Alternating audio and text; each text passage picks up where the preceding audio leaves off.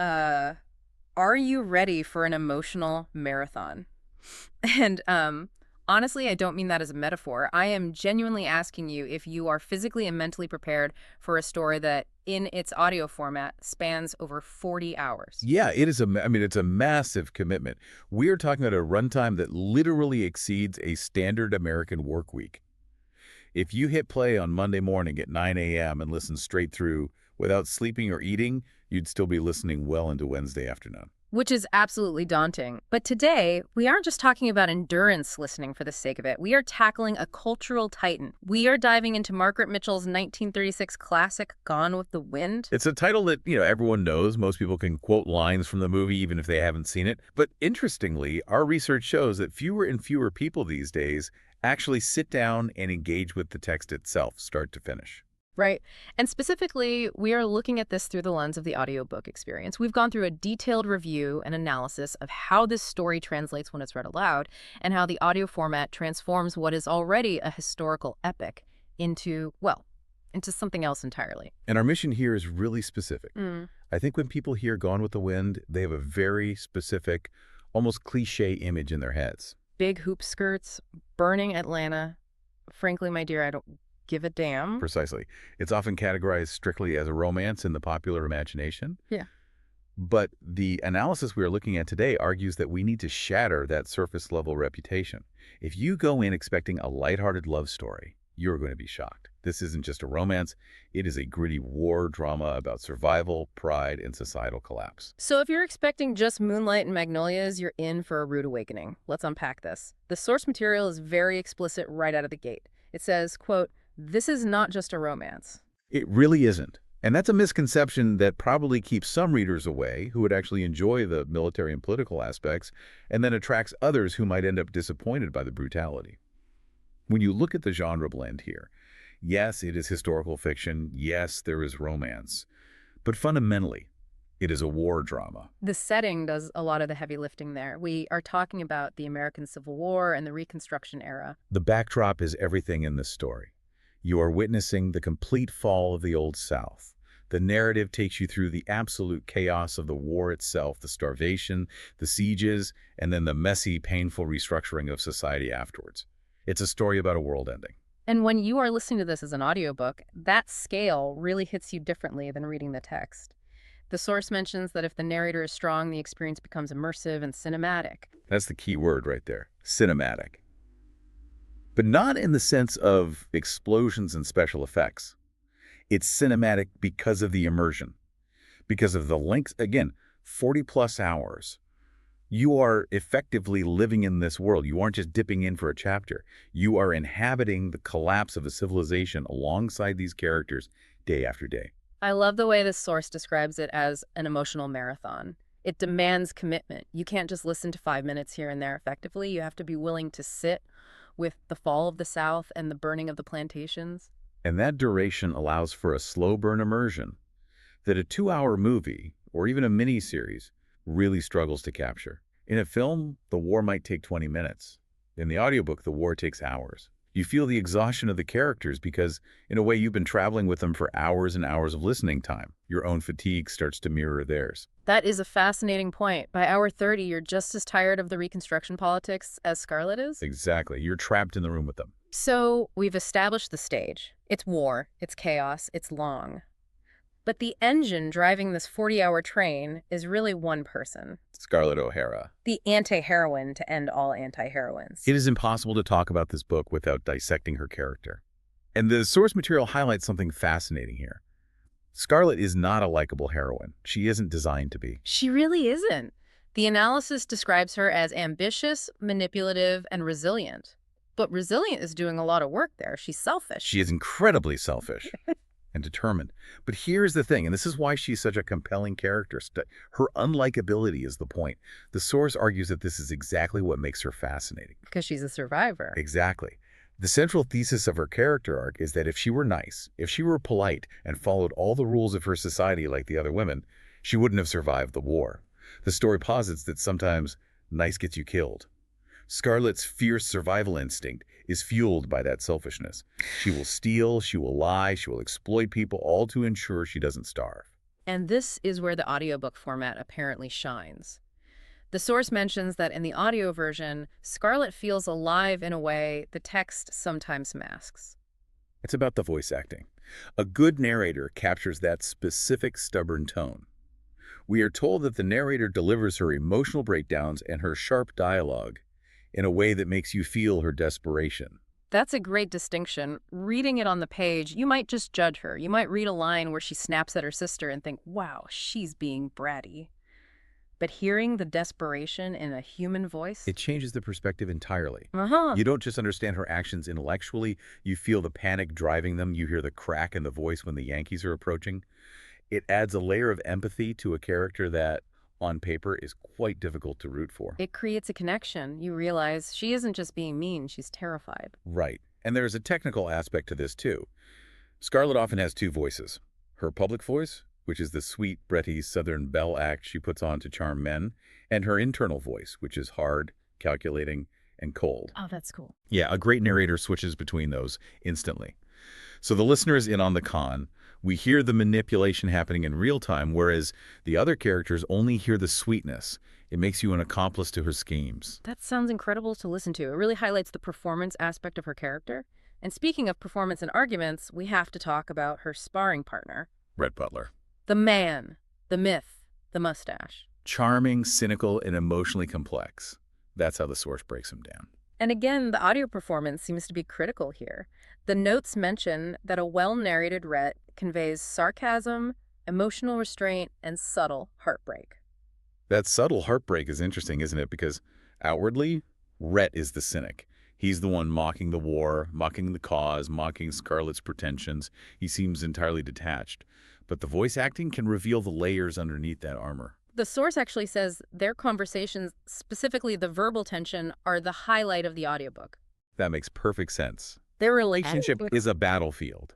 It's not a traditional romance where they are wooing each other sweetly. It's a clash of wills. It's like a sport. A verbal tennis match where the ball is on fire. Exactly. And in audio, you get the rhythm of that banter. You hear the snap of the sarcasm. You hear the pause before a retort. It feels electric.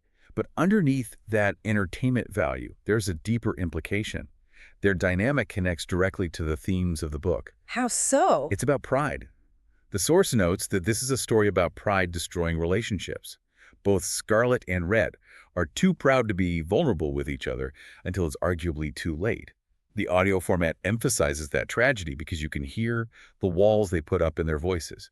You hear the moment Rhett almost says something kind and then covers it with a joke. That must be frustrating to listen to. It's agonizing, but that's what keeps you hooked for 40 hours. You were waiting for the walls to come down. So we have these two massive personalities fighting each other while the world burns down around them. Which brings us to the bigger picture. We have to zoom out. Right. Because as we said at the top, this isn't just a romance. The source says the story is fundamentally about survival during societal collapse. That is the core theme. And it's why this book, despite being published in 1936 and set in the 1860s, touches on ideas that feel completely timeless. It asks you, what happens when the structure of your world vanishes overnight? The source lists a few of these timeless themes: the illusion of nostalgia, moral gray areas in times of war, the cost of ambition. Let's look at the illusion of nostalgia. The characters in this book are obsessed with the past. They are mourning a world that is gone, hence the title. But the book also questions whether that past was ever as perfect as they remember, or if they were just chasing a ghost. That feels very relevant today. We always have that tendency to romanticize the good old days. Precisely. And in the book, the characters who refuse to let go of the past, like Ashley Wilkes, are the ones who fail. They can't adapt. Rhett and Scarlett are the only ones who look at the reality of the present, however ugly it is. And then there is romantic illusion versus reality. Scarlett is constantly chasing an idea of love, specifically with Ashley, while ignoring the reality right in front of her. It's a brutal look at how we lie to ourselves to get through the day. And then there is the morality aspect. What are you willing to do to eat? What are you willing to do to keep a roof over your head? The book suggests that in times of war, morality becomes a luxury item that most people simply can't afford. Now, we do have to address the elephant in the room here. Well, The source material includes a specific note on controversial historical perspectives. yes. And this is crucial for any modern listener. The source neutrally reports that the story presents historical portrayals that are highly debated today. Right. Specifically regarding the depiction of the South, the institution of slavery, and the Reconstruction era. Correct. The book was written in the 1930s by a Southern woman looking back at the 1860s. It reflects the biases and perspectives of its time and its author. The source advises that modern listeners should approach the material critically. So the source is saying it's not about endorsing the history as it's presented in the novel, but understanding it as a document of how those events were viewed mythologically by some people at that specific time. Exactly. You are stepping into a specific worldview. It confronts you with a portrayal of history that is highly romanticized for the plantation owners and often problematic by modern standards. The audio experience doesn't hide that, it puts it right in your ears. It requires the listener to be an active participant, engaging with the text, while maintaining that critical distance. It's part of that emotional marathon we talked about. It's not just the length, it's the weight of the content. You can't just passively consume it. No, you really have to process it. You have to understand that you are listening to a narrative that helped shape a certain cultural mythology, for better or worse. Let's pick it back to the technical side for a moment, because 40 hours is a very long time to listen to a bad narrator. Oh, it would be absolute torture. The source emphasizes that a strong narrator makes or breaks this experience. So what are we looking for? What separates a good edition from a bad one? The source lists a few technical strengths. First, subtly differentiating Southern accents. Oh, that's tough. Because if you go too cartoonish with a Southern accent, it just sounds like a sketch comedy. It ruins the immersion immediately. It has to be authentic, but varied. Highborn characters sound different from lowborn characters. People from Charleston sound different from people from rural Georgia. A great narrator juggles all those sociolinguistic details without it feeling like a caricature. And I imagine doing that for dozens of characters is a massive skill. It is. The source also mentions vividly capturing wartime panic scenes. That's about pacing and energy, right? Exactly. When Atlanta is burning and everyone is fleeing, the narrator can't be reading in a calm, soothing, bedtime voice. The pulse of the narration has to match the pulse of the scene. The listener needs to feel the chaotic rush. And maintaining that over 40 hours, that's an athletic feat. It really is. It's narration stamina. The source notes that high-quality editions maintain pacing despite the long runtime. They don't let the energy sag in hour 35. A lesser narrator might sound bored by the time they get to the political machinations of the Reconstruction chapters, but a pro keeps the tension tight. It sounds like the narrator is essentially performing a one-person play for a full work week. That is exactly what it is. We should probably summarize the pros and cons here, just to give you a clear picture. On the positive side, we've got deep character development and epic scope. And that powerful dialogue we mentioned, the emotional intensity is a huge pro. If you want to feel something deeply, this delivers. But on the con side, the runtime is a hurdle. 40-plus hours is just not for everyone. The pacing can be slow in segments. There are long descriptions of politics, farming, and lumber mills that some listeners might find dragging. And that mix of romantic idealism with harsh realism can be jarring. Plus, the historical portrayals we discussed, it's heavy lifting for the listener. Right. This is not a light listen. Yeah. If you are looking for something to just have on in the background while you fold laundry, this might be too demanding. It requires your full attention to really grasp the nuance. So let's get to the verdict. The source gives this a rating of 4.6 out of 5. That is incredibly high. It is. It speaks to the enduring power of the narrative structure and the characters, despite the controversies and the length. Who is this for? If I'm a listener trying to decide if I want to spend a credit on this, who am I? You are a fan of epic historical fiction. You are someone who enjoys complex female protagonists, women who aren't perfect, who make mistakes, who are gritty. And you are someone who appreciates long, immersive stories where you can really get lost in the world building. And who is this not for? If you want a fast-paced thriller, no.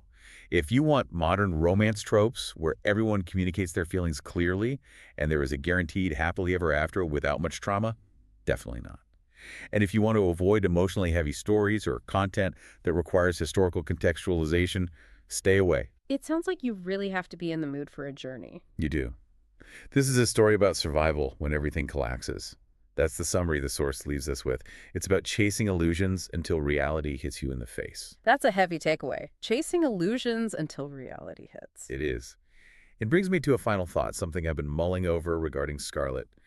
We talked about her being unlikable. We talked about her selfishness. Right. In a world of moral gray areas and societal collapse, we often prize likability in our fictional heroes. We want them to be good people. But this story forces us to ask, is likability actually a liability? Oh, I like that. When the world is burning, can you afford to be nice? Or is selfishness sometimes the only path to survival? It's a provocative question, and I think Scarlett O'Hara is the ultimate test case for that answer.